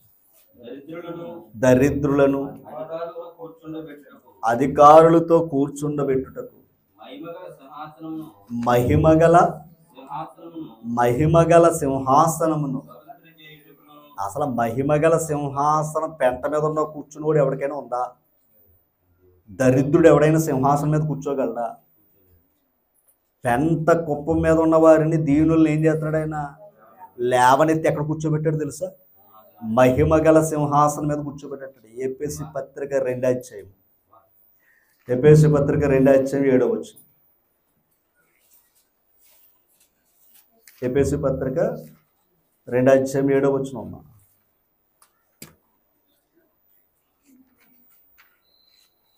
తీసారా? చూడండి. క్రీస్తు యేసునందు మనలను ఆయనతో కూడా ఎలాగా? బాప్తిస్మం ద్వారా పరలోకమందు ఆయనతో కూడా. అది మన స్థాయి. ఓకేనా? ఎక్కడ కూర్చున్నవాడు అక్కడ కూర్చున్నాడు, ఎక్కడ కూర్చున్నవాడు అక్కడ కూర్చున్నాడు. ఇక్కడ కూర్చోవడానికి నువ్వు బాధపడ్డావంటే అక్కడ కూర్చోవు, ఇంకో సభ ఉందంట. పాపు నరకాగ్ని సభలో పోతాం. ఈ సభ కోసం ఏం చేయాలి? కోట్లు కూర్చోబెడితే అక్కడ కూర్చుంటున్నారు. కూర్చుంటే పోనీ న్యాయం ఏదని చెప్తున్నారా అంటే ఇంక తెలిసిందే మనకి. కానీ ఇక్కడ ఏం జరుగుతుంది? ఆయన న్యాయస్థానం మంద కాదు. ఇక్కడ మనకు నచ్చినా నచ్చకపోయినా ఆయన ప్రకారంగా మనం ఏం చేయాలి? ఉండాలి. అంత భాగ్యం. ఇక్కడ కుర్చీ లేకపోయినా కింద కూర్చున్నా ఏం చేసినా క్రీస్తు ప్రభు ద్వారా మనకి ఇచ్చిన స్థాయి అంత గొప్పది. ఎక్కడ కూర్చోబెట్టాడంట?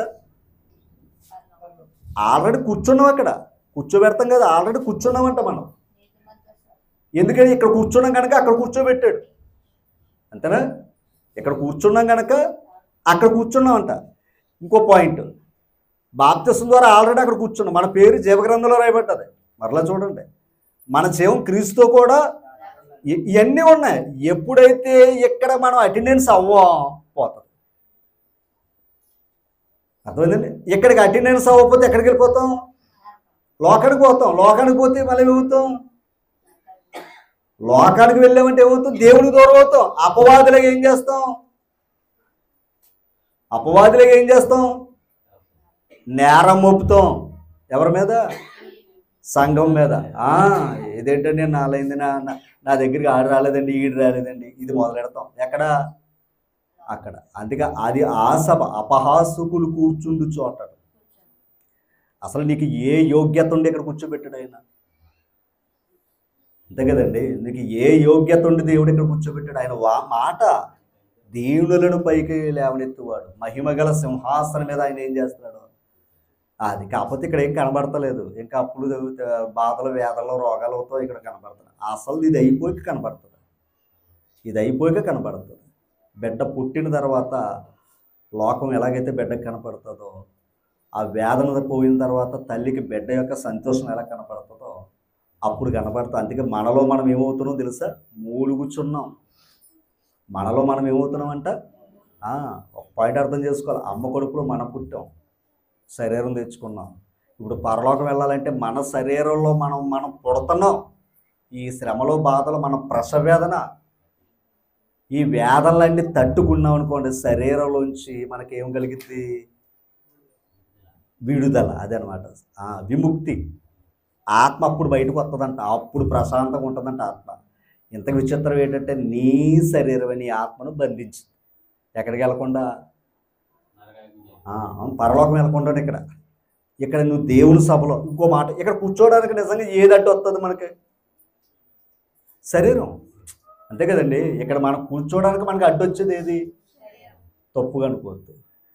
హాస్పిటల్ బెడ్లు ఎన్ని నెలలు కూర్చోవాలి. అవునా కదా? హాస్పిటల్ బెడ్ల మీద మామూలుగా ఉంటాయా మనకి? అక్కడ నీవు ఎంత బాధ అయినా, ఎంత వేదన అయినా ఖచ్చితంగా. ఇంకో మాట తెలుసా? కూర్చున్నామంటే కూర్చొని పడుకో అంటారు అక్కడ.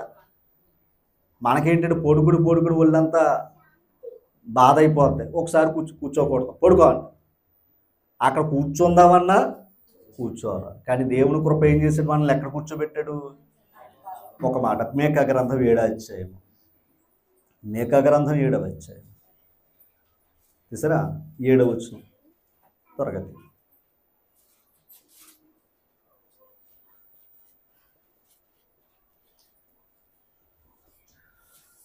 త్వరగా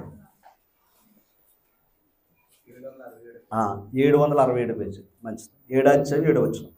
ఆయనను యెహోవా కొరకు నేను ఎదురు చూచెదను, రక్షణకర్త యగు నా దేవుని కొరకు నేను అది దేవుని కోసం ఏమవ్వాలంటావా?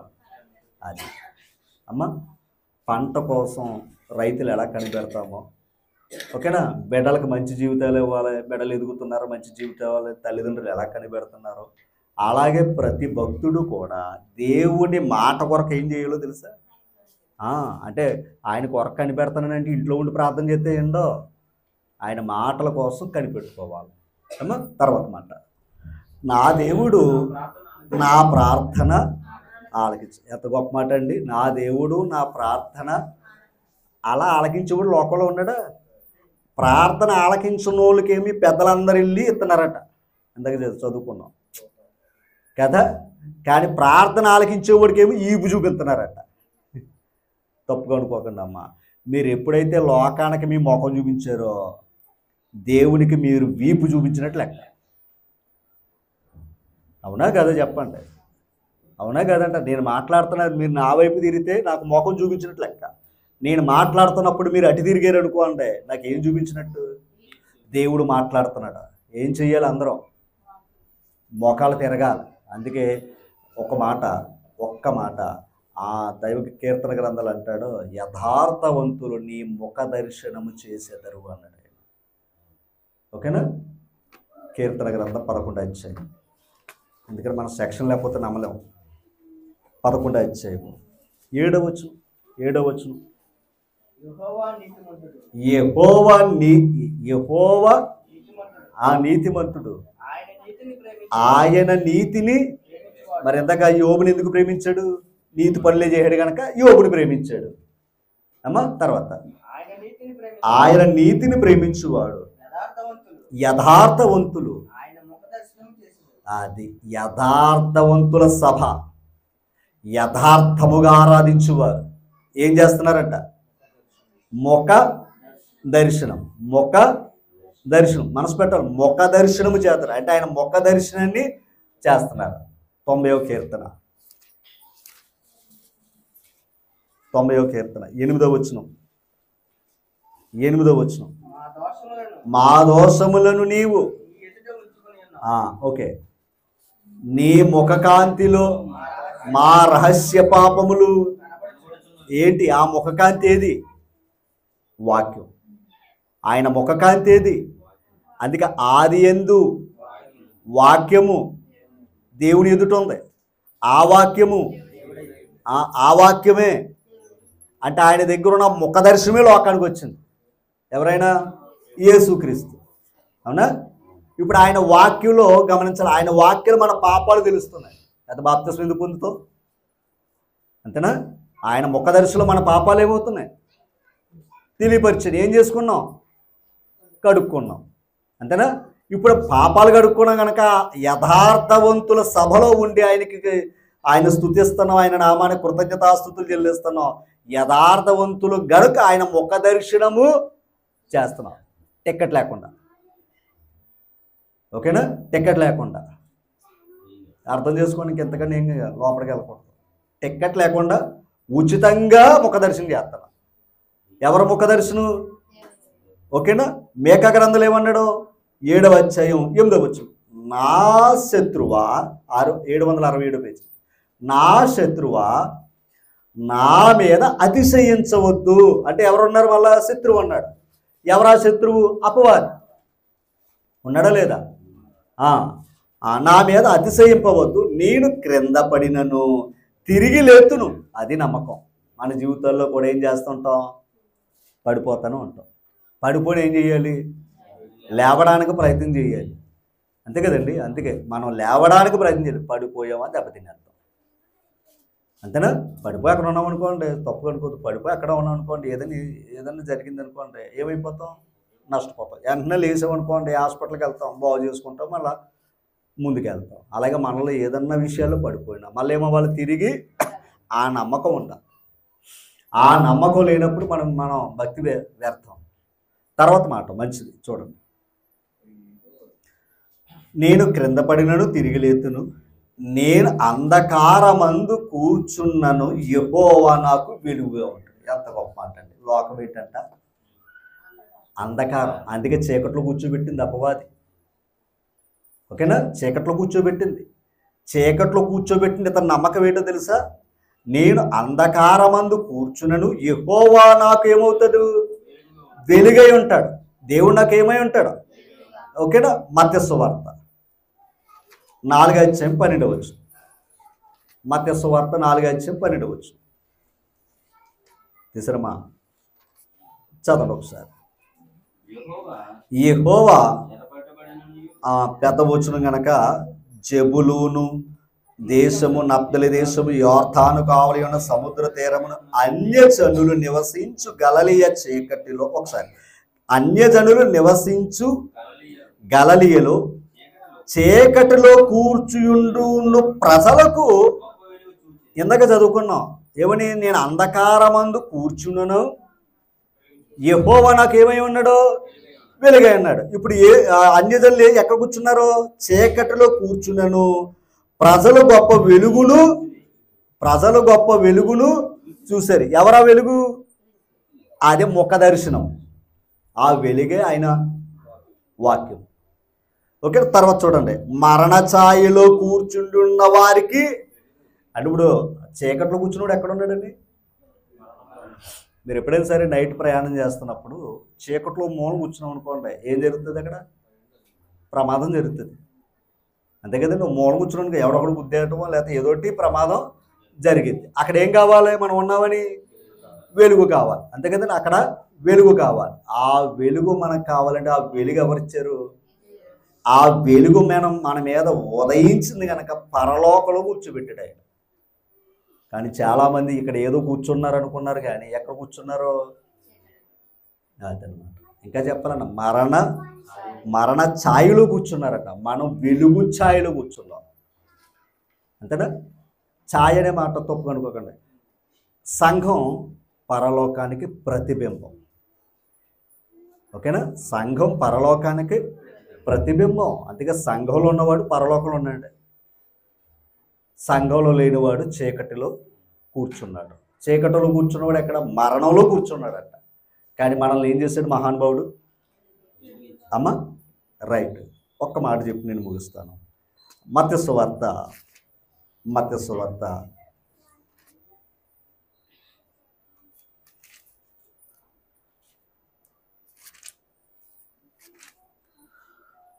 15వ అధ్యాయము 2వ వచనం. మొదటి చదువు, త్వరగా చదువు.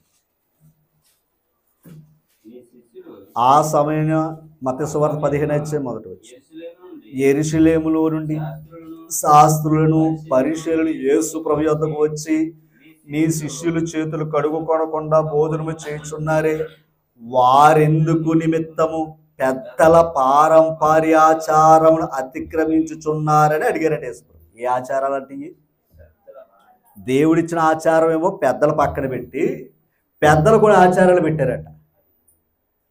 ఈ పెద్దల పారంపర్యాచారం శిష్యులు ఎందుకు చేస్తలేదని యేసు ప్రభు మీద ఏం చేశారు? తప్పు పట్టుకున్నారు. పెద్దల మాట వినకపోతే ఊరుకుంటారేంటి సమాజం? ఓకేనా? వాళ్ళ ఆచార ప్రకారమైన కొన్ని పనులు పెట్టారంట. ఒకసారి మత్తయి సువార్త 16:27 త్వరగా. అప్పటి నుండి తాను యెరూషలేమునకు వెళ్ళి పెద్దల చేతను ప్రధాన యాజకుల చేతను శాస్త్రుల చేతను అనేక హింసలు పొంది చంపబడి 3వ దినం లేచుడు అగత్యమని యేసు తన శిష్యులకు, అంటే పెద్దలందరూ కలిసి ఏం చేస్తారు? ప్రభుని చంపేస్తారు. ఎందుకని? పెద్దల యొక్క పారంపర్య ఆచార్యానికి ఈయన ఏమై ఉన్నాడో. అసలు పెద్దలందరూ కూడా ఎవరికి లోబడి ఉండాలి? అది దేవుని ఇచ్చిన నియమాన్ని ఏమో పక్కన పెట్టి వీళ్ళకో సభ ఉందంట. ఎవరో పెద్దల సభ అన్నారు దాన్ని. ఓకేనా? అందుకు ముందు ఈ సభలో వీళ్ళు తీర్మానం చేసుకున్నారంటే యేసు ప్రభుని ఎలాగైనా చంపేయాలండి. అందుకే పెద్దల సభ. వీళ్ళకుండే సభ వేరు, వీళ్ళకుండే పెద్దలు వేరు. ఓకేనా? దేవుడు కోరుకునే పెద్దలు వేరు. ఈ పెద్దలు ఏం చేశారు? ప్రభుని సిలువేశారు. అలాగే అపోస్తుల కాలంలో కూడా పెద్దల ద్వారా కూడా అపోస్తులు కూడా బాధలు పడ్డాయి. ఎందుకని? వీళ్ళందరితో కూడా విధానం అదే. కానీ దేవుడు ఏం చేస్తున్నాడు? వీళ్ళని తీర్పు తీస్తానన్నాడు. పెద్దలు ఎదుడు తన ప్రభావాన్ని కనపరుచుకుంటారన్నాడు. ఏది? దేవుడిచ్చిన జ్ఞానం, రెండోది న్యాయం, ఆయన ఇచ్చిన నీతి. ఓకేనా? కనుక ఆ విధానంగా అనుసరించలేదు కొంతమంది అయితే అనుసరించారు. ఇంకా చెప్పాలి అంటే అపోస్తుల కార్యాల్లో సంఘాల్లో కూడా ఎవరిని ఏర్పాటు చేశారు? పెద్దల్ని. అపోస్తుల కార్యాలు త్వరగా తీసారా? అపోస్తుల కార్యాలు అమ్మా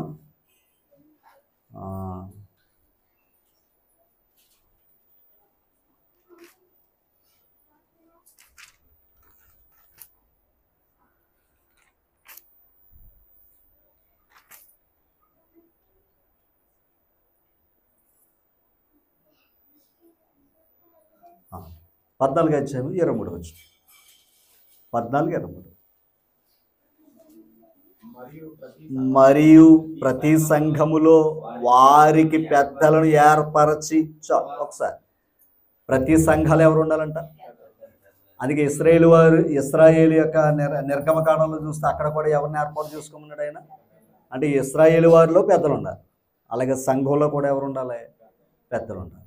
పెద్దలు కూడా ఉండాలి అని చెప్తున్నాడు. అలాగే వాళ్ళు కూడా ఏం చేశారు? పెద్దలను ఏర్పరిచి ఉపవాసం ఉండి ప్రార్థన చేసి వారు నమ్మిన ప్రభువును వారికి అప్పగించారు. సేవకుడికి అప్పగించుకోవడం కాదంట, వారు నమ్మిన ప్రభుకి ఏం చేశారంట? అప్పగించారు. దాని అర్థం ఏంటి? ఒక మనిషికి అప్పగించామనుకోండి మనిషి లోపాలు ఉంటాయి, ప్రభుకి అప్పగించామనుకోండి ప్రభులు ఏమి లేవు. అంటే ఇప్పుడు పెద్దలు కూడా ఎలాగ ఉండాలని దాని అర్థం, ప్రభు ఎలాగ ఉన్నాడో అలాగ ఉండాలి. ఓకేనా? ఇందాక మాట చూపించాను. ఏది? పెద్దలు ఏం చేశారు? 70 మంది పెద్దలు ఏం చేశారు? దోపార్తలు పెట్టుకుని తిరిగారు. తర్వాత 25 మంది ఏం చేశారు? అదనమాట. అంటే పెద్ద బాగుంటే సంఘం బాగుంటుంది. ఓకేనా? అలాగే ఇంకొక విషయం చెప్పాలి అంటే సంఖ్యాకాండం 16 అధ్యాయం చదవండి. మొదటి వచ్చింది సంఖ్యాకాండం 16 అధ్యాయం. త్వరగా సమయం తీసారా? 2వ వచనం చదవండి. ఇశ్రాయేలులో పేరు పొందిన సభికులు అంటే ఆ సభలో వ్యక్తులు 70 మంది అన్నాను కదా ఇందాక. ఆ 70 మందిలో కొందరు అన్నమాట. సభికులు అంటే సభలో ఉన్న పెద్దలు. గమలీయేలు కూడా ఎవరు? సభికుడు. ఓకేనా? అరిమతయి అయిన యోసేపు ఎవరు? సభికుడే. ఆయన సభ్యుడు అనే మాట ఉంటుంది. ఓకేనా? అలాగే ఇక్కడ ఏం చేశారు చూడండి. ఇశ్రాయేలులో పేరు పొందిన సభికులు సమాజ ప్రధానులైన 250 మందితో మోషేకు ఎదురుగా లేచి మోషే అహరోనుకు విరోధంగా పోగుపడి మీతో మాకు ఇంక పని లేదన్నారట. పెద్దలు ఏమన్నారంట? ఇంక మీతో మాకేమి, ఎవరితో? మోషేతో. ఇప్పుడు కొన్ని సంఘాలు ఎలా ఉన్నదో తెలుసా? అంటే పెద్దలు అనేది ఏంటంటే వాక్యానుసారంగా ఉండాలి. ఆ పెద్దలు ఎలా ఉండాలంటే తీతు పత్రిక చెప్పాడు, తిమోతి పత్రిక చెప్పాడు. పెద్దరకం ఎలా ఉండాలని చెప్పాడు. ఎందుకంటే పెద్ద అనేది చాలా ప్రాముఖ్యమైనది. అయితే కొన్ని సంఘాలు, లోకంలో ఉన్న సంఘాలు చూస్తే పెద్దలను ఏర్పాటు చేసుకుంటూ ఉన్నారు. అది ఎందుకు ఏర్పాటు చేస్తున్నారో వారికే తెలుసు. కానీ ఏంటంటే అక్కడ సువార్థికుడు వాళ్ళని అడిగే చెయ్యాలి. ఇంకా ఏది వాక్యం కూడా కరెక్ట్గా చెప్పకూడదు అక్కడ. ఒకవేళ ఉన్నట్టు చెప్పారనుకోండి, వెంటనే ఏం చేస్తారు పెద్దలు? వీడు మాకు అక్కర్లేదు, ఇంకొక సేవకుడికి ఎక్కండి అంటారు. అంతే. ఇది వాస్తవం. అంటే ఇప్పుడు సంఘం ఎవరి మీద ఆధారపడుతుంది? పోనీ ఆ పెద్దలు కూడా ఎవరి మీద ఆధారపడాలి? అది వీళ్ళు ఎవరి మీద ఆధారపడుతున్నారు? ఓకేనా? సంఘం అంటే ఆయనది. అందుకే పెద్దలు పెద్దగా గమనించాలి. పెద్ద అంటే పెద్దరికం. అమ్మా, పెద్ద అంటే దేవుడిచ్చిన అధికారం. అది అందరికీ రాదు కదా. ఇప్పుడు ఒక మాట చెప్తాను, నేను నా ఇంటికి పెద్ద. నేను అవ్వాలనుకుంటే అయ్యానా? దేవుడు ఇస్తే అయ్యానా? నా ఇంటికి నా తమ్ముడు పెద్ద అవుతాడా? అవును. అది ఎందుకని? ఆయన ఇంటికి ఆయన పెద్ద అవుతాడు. అవునా? అలాగే నా ఇంటికి ఏమయ్యాను? అది ఆలోచించాలి. అలాగే దేవుని సన్నిధిలో కూడా పెద్ద అవటం అనేది దేవుడిచ్చిన కృప. ఓకేనా? దేవుడిచ్చిన కృప. ఇక్కడ నేను ఈ విషయాన్ని ఎందుకు చెప్తున్నానంటే సామెతల గ్రంథంలో ఒక మంచి మాట ఉంటుంది. దైవ గ్రంథం ఒక 30 తీసారా, 31 తీసారా, 23 వచ్చిన చదవండి అమ్మా. ఆమె పెనిమిటి దేశపు పెద్దలతో కూడా కూర్చుండేను. అది ఆమె పెనిమిటి అంటే ఎవరామె? భార్య. అంతే కదా, గుణవతి అయిన భార్య. ఆమె గురించి అన్నీ చెప్పాడు. అంటే ఇప్పుడు భర్త ఎక్కడ కూర్చుంటాడంట? పెద్దలతో కూర్చోవాలి అన్నాడు. అసలు పెద్దలతో కూర్చునే అర్హత ఉంటుందంటారా సామాన్యులకి? ఉండదు. అది నేను అంటుంటా. అంటే భార్యను బట్టే భర్తకు ఆ స్థాయి వస్తుందంట. వాస్తవం అర్థమైందా తల్లి? అంటే ఇప్పుడు భార్యలారా ఎలా ఉండాలో చెప్పాడు, భర్తలారా ఎలా ఉండాలో చెప్పాడు, పిల్లలారా ఎలా ఉండాలో చెప్పాడు. తల్లిదండ్రులారా ఎలా ఉండాలో చెప్పాడు. దాసులారా ఎలా ఉండాలో చెప్పాడు. యజమానులారా చెప్పాడే లేదు అందరికని చెప్పండి, చెప్పాడు కదా. మరి అలా చెప్పినప్పుడు మనం అలా ఉంటేనే మనకు ఆ గౌరవం వస్తుంది. అవునా కదంటారా? మరలా చెప్తున్నాను ఏమనుకోదు.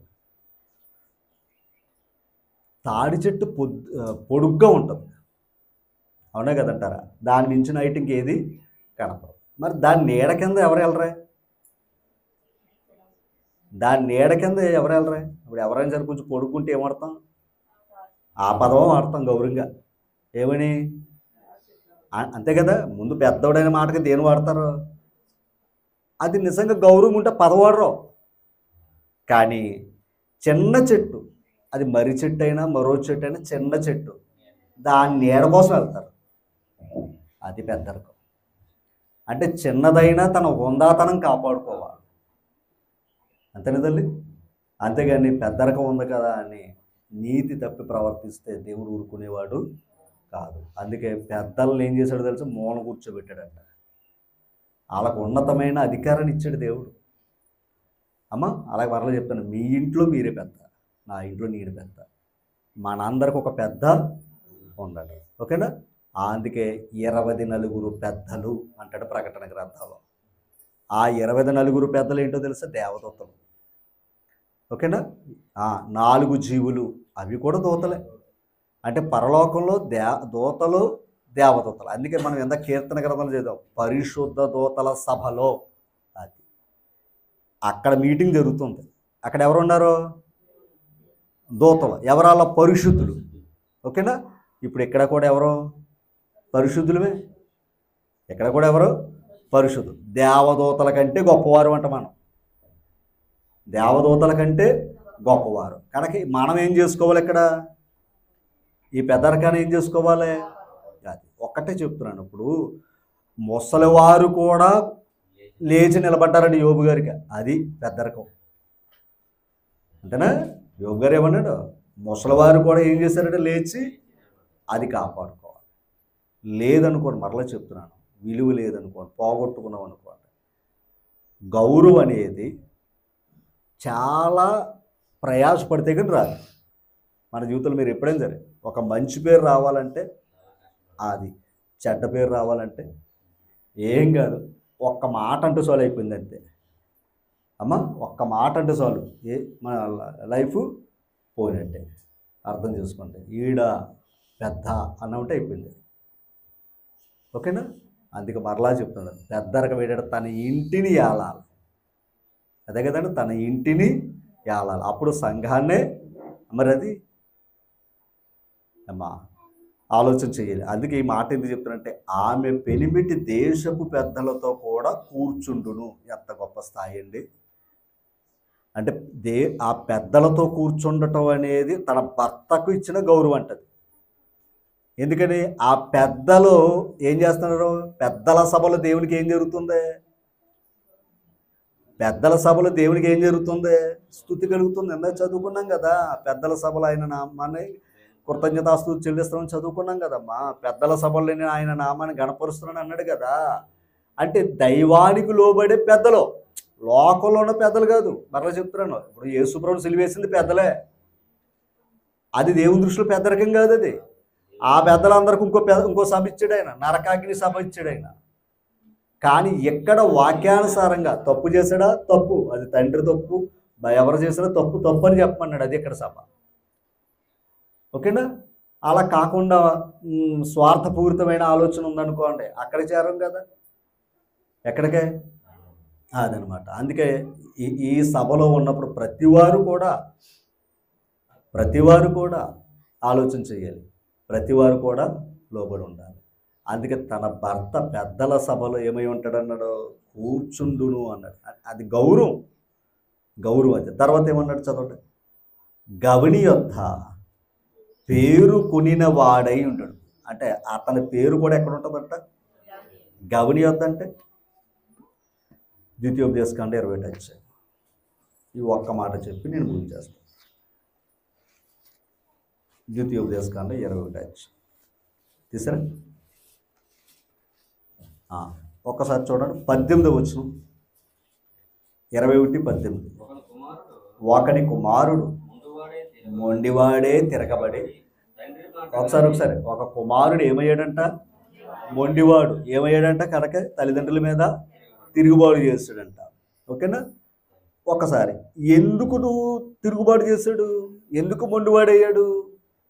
మొన్న బుధవారం వెంకటేష్ గారి ఇంటికి వస్తే అప్పుడు పాఠం చెప్పుకున్నాం. అక్కడ జ్ఞానులతో సహవాసం చేయవాడు మూర్ఖులతో సహవాసం చేసేవాడు.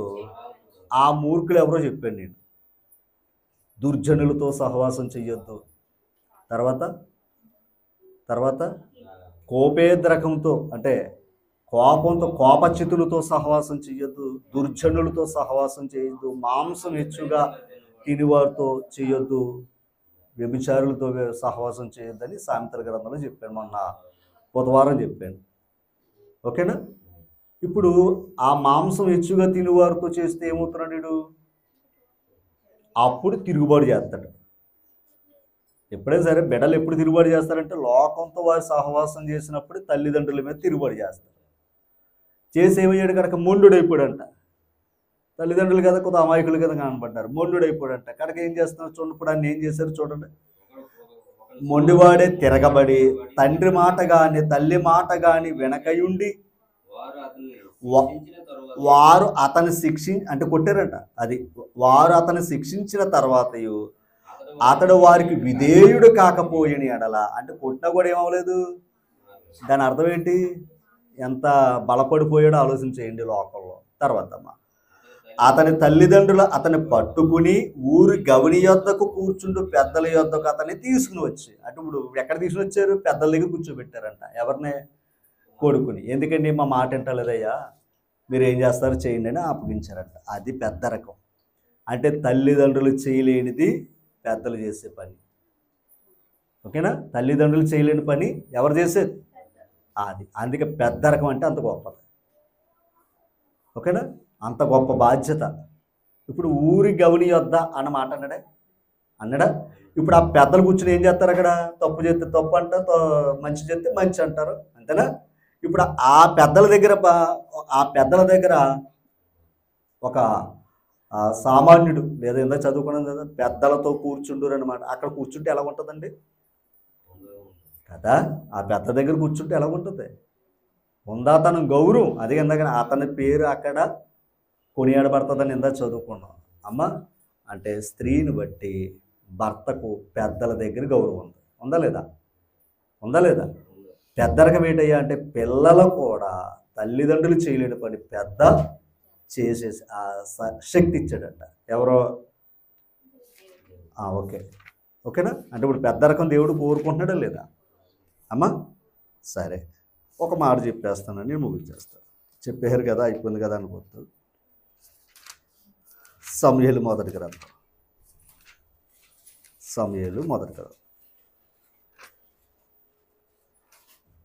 16వ అధ్యాయము 4వ వచనం చదివండి త్వరగా. 16వ అధ్యాయం 4వ వచనం. సమూయేలు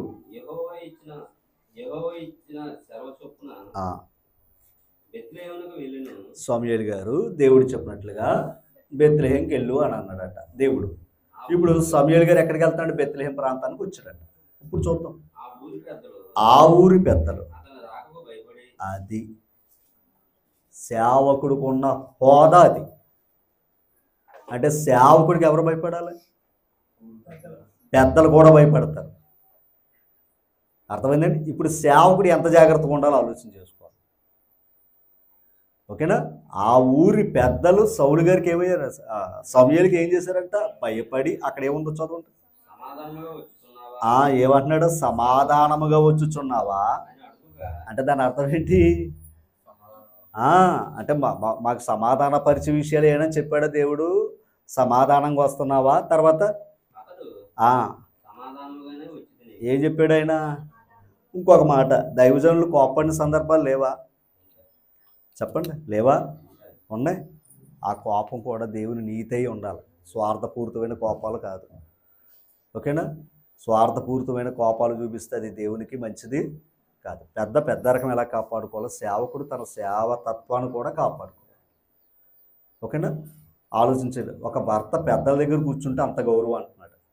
ఇప్పుడు పెద్దలంతటి వారే సేవకుడు చూసి ఏం చేస్తున్నారు? ఆది స్థాయి. ఇంకొక మాట, ఈ పెద్దలందరినీ ఏర్పాటు చేసింది ఎవరు? సేవకుడు.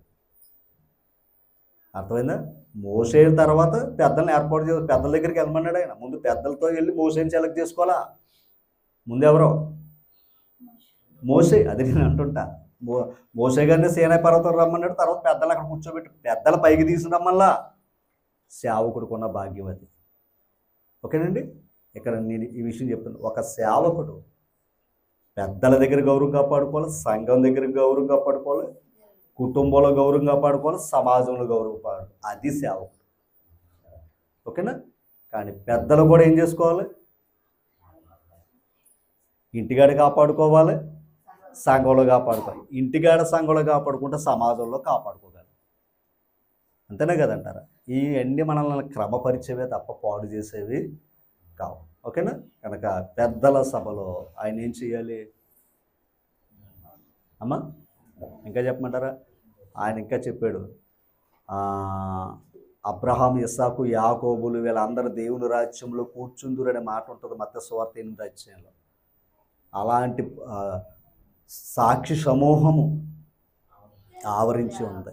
ఇప్పుడు అలా మనకంటే పెద్దలా కదా? పెద్దలా కదా చెప్పాలి. ఎందుకంటే ఎబ్రీ పత్రిక 11వ అధ్యాయంలోకి వెళ్తే పెద్దలు సాక్ష్యము పొందిరి అంటాడు. ఓకేనా? మనకంటే ముందున్నవారు ఎవరు? పెద్దలు. ఎవరా పెద్దలు? హేబేలు నుంచి యేసు ప్రభు మా ఎబ్రీ పత్రికలో ఉన్న చూసారా, అదే యేసు ప్రభు ముందు చనిపోయారు చూసారా, వాళ్ళందరూ పెద్దలే. వాళ్ళందరూ ఏం చేస్తున్నారంత? ఇంత గొప్ప సాక్షి సమూహం మనల్ని ఆవరించి అదనమాట. ఓకేనా? ఇప్పుడు పెద్దల సభలో ఎవరా పెద్దలు? పితరులు అనమాట. ఆ పెద్దల సభలో దేవుణ్ణి ఏం చేస్తున్నాం?